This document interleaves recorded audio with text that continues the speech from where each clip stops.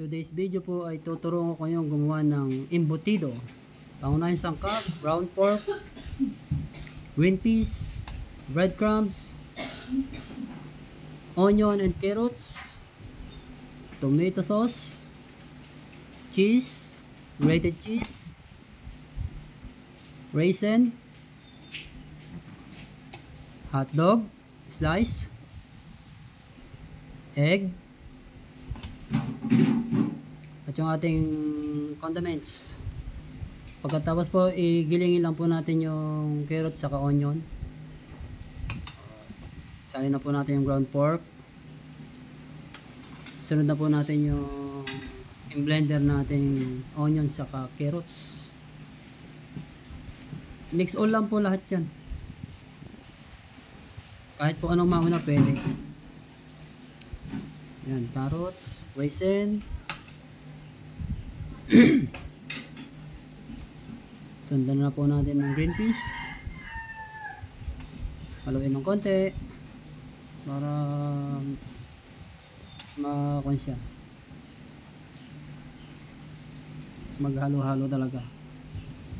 Breadcrumbs.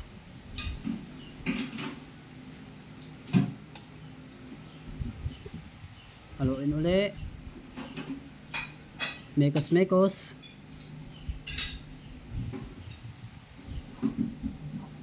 Tapos yung salt po natin, iodized salt.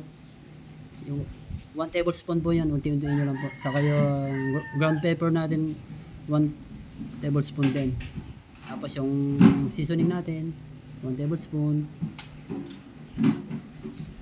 Tapos yan po, mekos-mekos. Pwede namang mekos-mekos yan, naka-gloves po eh. Yan, mekos lang, mekos-mekos. Medyo pipinuhin nyo ng konti. Tapos lagay po natin yung ating egg.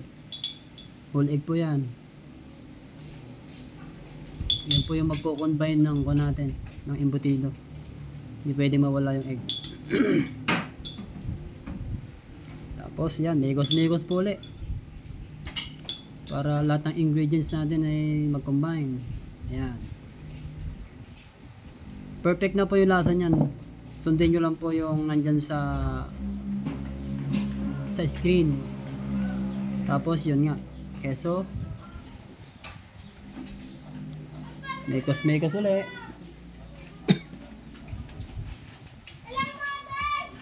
Tapos tomato sauce, mekos-mekos ulit.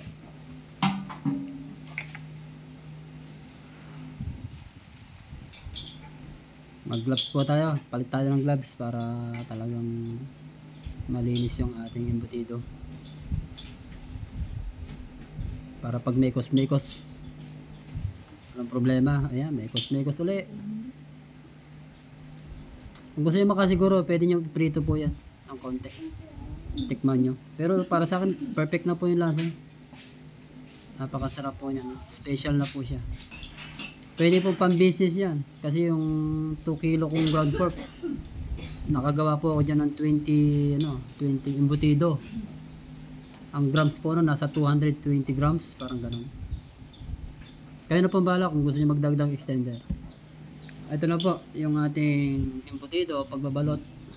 Igigitna nyo lang po yung hotdog saka yung itlog. Tapos pipisilin nyo po yung mga gilid nyan. Pagka na-emold nyo na po ng bilog na ganyan. Napakadali lang pong gawin. Ayan. Para masinsin nyo na kabilang dulo po, pipisilin nyo lang po nung yan. Tapos yan nga, parang ipapalipit nyo lang po dahan-dahan para malak. Para sa pag-steam po natin walang problema. Napakadali po steam yan. 30 minutes lang po. Pwede na po yan.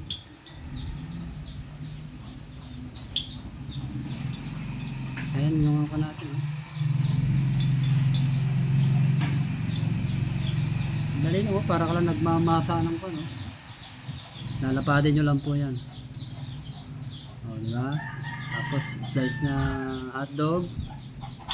Tapos yung in-slice din na itlog, boiled egg.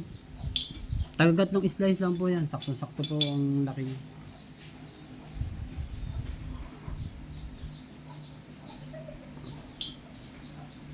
O yan, lock mo lang uli. Make sure lang na nasa gitna po yung ating peeling para ano, hindi siya pumutok. Dapat talaga nakagitna po siya para paghiwa po, nasa gitna po yung peeling niya. Ganun lang din po, isil, ikot, tapos palipit lang ng konti. Yeah, ganyan lang po kabilis oh. Para lang naglalaro.